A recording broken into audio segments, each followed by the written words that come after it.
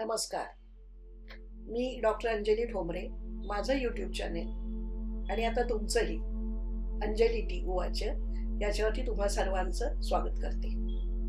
मंडळी, एरवी आपण 1 जानेवारी, कारण ग्रेगोरियन कॅलेंडर आपण वापरतो म्हणून 1 जानेवारी पण नवीन वर्ष असतं. पण खरं आपलं नवीन वर्ष हे गुढीपाडव्याला सुरू होतं. 19 मार्चला आपलं नवीन वर्ष सुरू झालंय. त्याच्या नंतरचा आपला हा व्हिडिओ येतोय.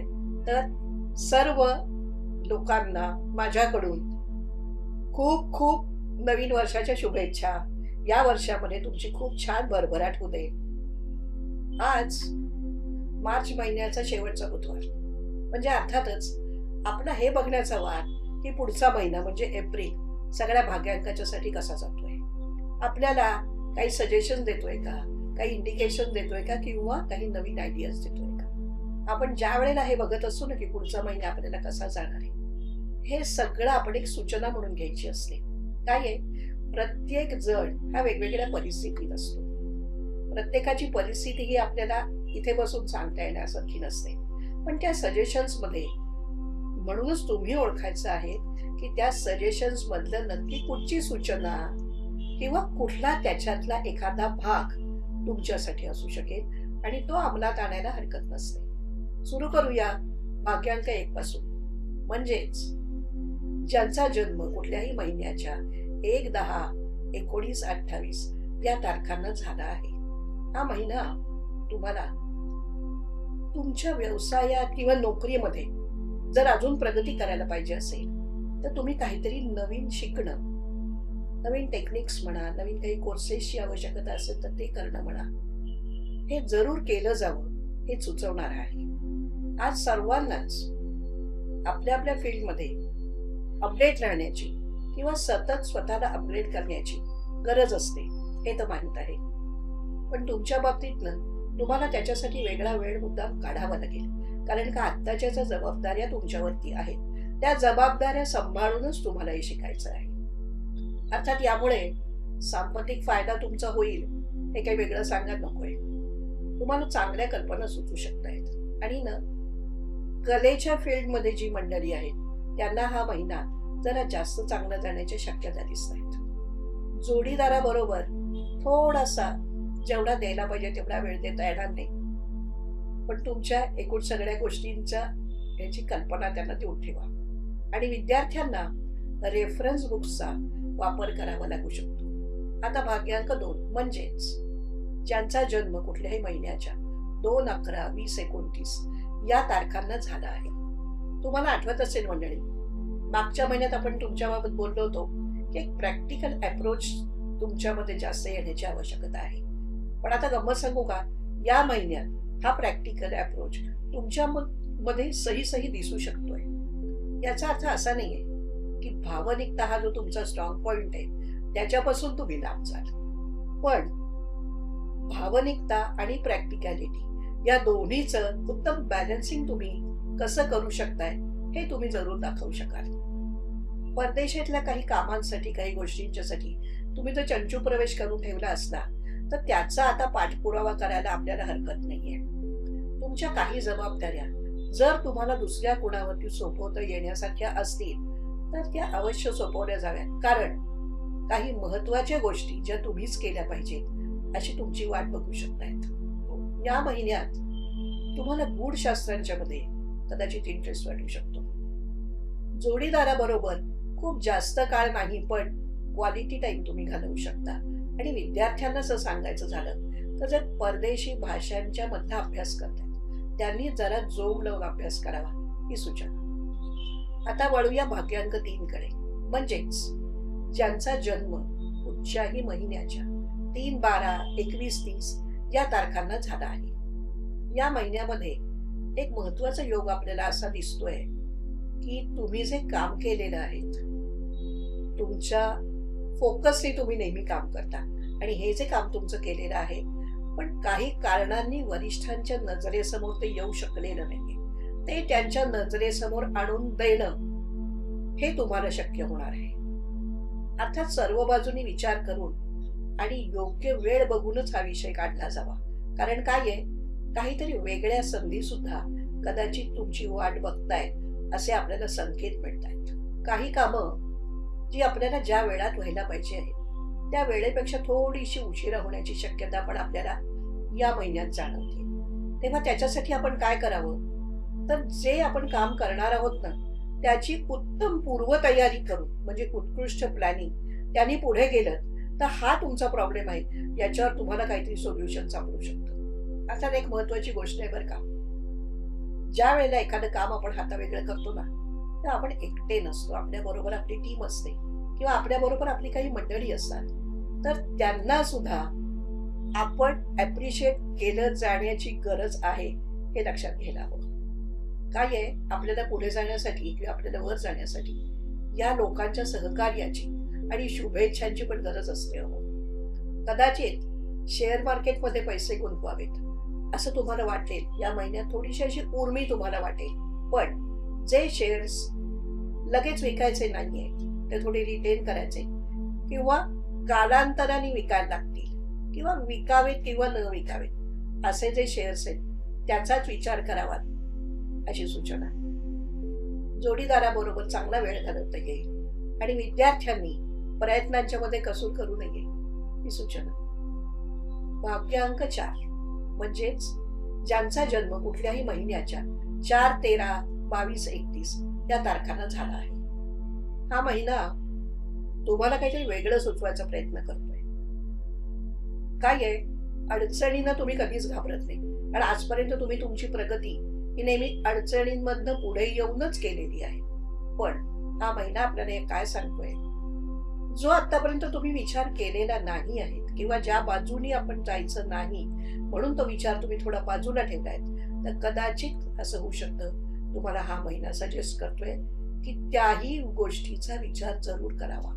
जर एखादा नवीन थॉट घेऊन तुम्ही पुढे गेलात, एखादा नवीन विचार ज्याच्यावरती आपण जर का काम करून जास्त आपल्याला सक्सेस मिळू शकत असेल तर व्हाय नॉट, एक नवीन तो विचार घेऊन तुम्ही पुढे जर चालता तर हा महिना अजून आपल्याला वेगळं काय सजेस्ट करतोय. काही कामं आपली 80%, 85%, 90% पर्यंत पुरी झालेली आहेत. ती सगळी कामं तुम्ही या महिन्यात हातावेगळी करू शकण्याची अगदीच शक्यता आपल्याला दिसते. फक्त थोडासा विचारांच्या मध्ये बदल करणे, याच्यामुळेच काय होईल माहितीये का, आत्मविश्वास आणि सकारात्मकता याच्यामध्ये चांगली वाढ होऊ शकेल. पण एक गोष्ट अशीही आहे, ह्या ज्या जबाबदाऱ्या तुम्ही पार पाडणाऱ्या आहात त्यावेळेला तुम्हाला ह्या गोष्टीकडे दुर्लक्ष करून चालणार नाहीये.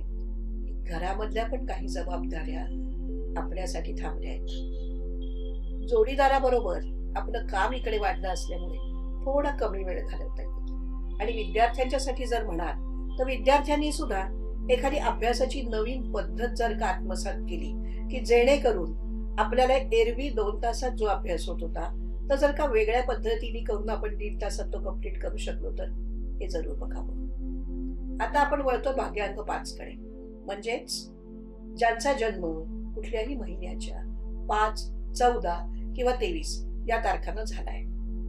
मार्च महिन्यात तुमची बरीचशी कामं तुम्ही पूर्ण केली असण्याची शक्यता आहे आणि ही पण शक्यता आहे की याची नोंद तुमच्या वरिष्ठांनी पण घेतली असणार आहे. आणि म्हणूनच तुमच्यावरती काही नवीन जबाबदाऱ्या टाकण्याची शक्यता आहे. पण तुमचा आत्मविश्वास हा चांगला वाढलाय. ती जी कामं ज्या पद्धतीने तुम्ही पुरी केली त्याच्यामुळे आपल्या आत्मविश्वास वाढल्याची कल्पना तुम्हाला येते आणि त्याच एकूण सगळ्या मूडमध्ये तुम्ही ही हातात कामं घ्याल याची मला खात्री आहे. अर्थात प्रयत्न हे जेन्युइन करायला पाहिजेत, हे काय वेगळं सांगायला हवं का. कष्ट मात्र थोडेसे जास्त करावे लागणार आहेत आपल्याला, पण अर्थात कष्टाशिवाय काय मिळालं या जगामध्ये, हो की नाही. त्यामुळे जास्त कष्ट करून त्या गोष्टींना किंवा आपल्या कामांना न्याय देण्याचा मात्र अवश्य प्रयत्न तुमच्याकडनं होईल याची खात्री आहे. तुमच्या उत्साहाचं नेहमीच कौतुक करायसारखं वाटतं आणि या तुमच्या प्रयत्नामध्ये तुमच्या जोडीदाराला पण जर तुम्ही सामील करून घेऊ शकलात ना तर फार उत्तम गोष्ट होईल. आणि विद्यार्थ्यांना अशी सूचना आहे की त्यांनी पण अभ्यासात हेळसांड करू नये. आता आपण आलोय भाग्यांक 6 कडे, म्हणजेच ज्यांचा जन्म कुठल्याही महिन्याच्या 6, 15 किंवा 24 त्या तारखांना झालाय. मागच्या महिन्यात तुम्ही काही नवीन कामं हातात घेतलेली आहेत आणि हा महिना सुद्धा तुम्हाला हे सजेस्ट करतोय की तीच कामं आपण खूप सिन्सिअरली पुढे घेऊन जावीत, कारण त्याच्यात काही मायन्यूट डिटेल्स अशी असणार आहेत की ज्याच्यावरती खूप चांगलं लक्ष दिलं जाणं ही गरज असू शकते. अशा पद्धतीने तुम्ही जेव्हा काम कराल ना, तेव्हा या तुमच्या कामाचं कौतुक तुमच्या टीमलाही वाटणार आहे आणि तुमची टीम तुमच्या ह्या कामाने इन्स्पायर पण होऊ शकते. अजून एक महत्वाचा योग हा महिना आपल्याला सांगतोय, कदाचित तुमच्या घरातील स्त्री वर्गास तुमची आवश्यकता पडू शकते किंवा तुमच्या मदतीची गरज पडू शकते. विशेषतः तुमच्या आई किंवा तुमच्या घराचं असेल तर अशी मदरली फिगर. जोडीदाराबरोबरचं ट्युनिंग चांगलं राहील आणि विद्यार्थ्यांनी अभ्यास आहे की अभ्यास फक्त एवढंच करावं. आता भाग्यांक 7 म्हणजेच ज्यांचा जन्म कुठच्याही महिन्याच्या 7, 16 आणि 25 या तारखांना झाला आहे. मागच्या महिन्यात रिगरसली तुम्ही जे रुटीन पाळलं कामाच्या बाबतीतलं, त्याचा चांगला परिपाक या महिन्यात आपल्याला दिसू शकतोय आणि त्यामुळेच एक चांगली प्रॅक्टिकॅलिटी तुम्ही वेगळ्या फोकसने, एरवी तुम्ही फोकसनी काम करता पण या महिन्याची एक वेगळी थीम आलेली आहे की फोकसनी काम करणे. त्यामुळे ती प्रॅक्टिकॅलिटी वेगळ्या फोकसने तुम्ही अंगी बाणवू शकाल आणि ते तुम्ही कामामध्ये पण उतरवू शकाल असे योग दिसत आहेत. अर्थात याच्यासाठी प्रथमच आपण साधक बाधक म्हणजे सर्व बाजूनी विचार करून मग पुढे जावं ही सूचना. नशिबाची साथही मिळायला हरकत नाहीये आपल्याला, पण प्रयत्नात मात्र कसूर केली जाऊ नये.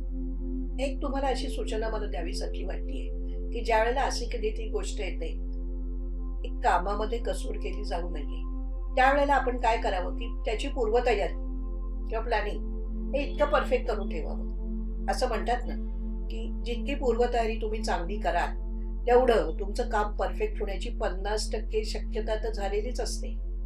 मग फक्त ती जी पूर्वतयारी केलेली आहे ती प्रत्यक्षात आणणे. यावेळेस तसं करून बघायला काय हरकत आहे. तुमच्या या प्रयत्नांच्या मध्ये तुमच्या जोडीदाराची सुद्धा चांगल्या प्रकारे साथ तुम्हाला मिळू शकेल. विद्यार्थ्यांनी अभ्यासाच्या बाबतीत आपल्या आतल्या आवाजाला न्याय द्यावा. आता वळतोय आपण भाग्यांक 8 कडे. याचाच अर्थ ज्यांचा जन्म कुठल्याही महिन्याच्या 8, 17 किंवा 26 या तारखांना झाला आहे. हा महिना एक वेगळी थीम घेऊन आलाय, म्हणजे कष्ट केल्यानंतर आपण काय अचीव करू शकत नाही हे बघण्याचा हा महिना आहे. अर्थात कष्टाला तुम्ही कधीच कमी नसता. जे तुम्ही अचीव करता ते तुमच्या प्रचंड कष्टाने तुम्ही पुढे जाऊन अचीव करता हे तर सर्वांनाच तुमच्या आजूबाजूच्या लोकांनाही माहित आहे. पण यावेळेला आपल्याला काय करायचंय, कष्ट जे करायचं आहेत ना आपल्याला, त्या कष्टांना आपल्याला परफेक्ट लॉजिकची जोड द्यायची आणि कष्ट आणि लॉजिक हे जेव्हा एकत्र होईल त्यावेळेला तुम्हालाही लक्षात येईल की आपण खूप लांबचा पल्ला गाठू शकतोय असे योग दिसत आहेत. आणि अडचणीतून आपण जेव्हा असा मार्ग काढतो ना त्यावेळेला यशाच्या आपण खूप जवळ जाऊ शकतो. आणि महत्वाची गोष्ट अशी आहे की तुम्हाला ती एनर्जी लेव्हल पण कमी नाही पडणार. एक वेगळ्या प्रकारची सूचना पण या महिन्यासाठी आपल्याला आलेली आहे. प्रत्येकच जण आपल्या भविष्यासाठी काहीतरी तरतूद करत असतो, पण जर तुमच्याकडून चुकून राहिली जात असेल तर त्याची आपल्याला परिपूर्णता केली पाहिजे. कदाचित एक वेगळ्या प्रकारे असं सुचवत असेल, जी मंडळी करत असतील त्यांच्यासाठी एक वेगळी सूचना अशी असू शकते की तुम्ही जे करताय ते पुरेसं आहे ना याच्याकडेही एकदा लक्ष दिलं जावं. आपल्या जोडीदाराबरोबर ट्युनिंग ठाकठीक राहील. आणि विद्यार्थ्यांचं जर म्हणाल तर कम्प्युटर फील्ड किंवा लॉ याच्यातली जर ते काम करत असतील किंवा त्याचा अभ्यास त्यांचा चालू असेल तर त्यांनी त्याच्याकडे जास्त लक्ष दिलं जावं. आता वळतोय आपण भाग्यांक 9 कडे. भाग्यांक 9 म्हणजेच अशी मंडळी ज्यांचा जन्म कुठल्याही महिन्याच्या 9, 18 किंवा 27 या तारखांना झाला आहे.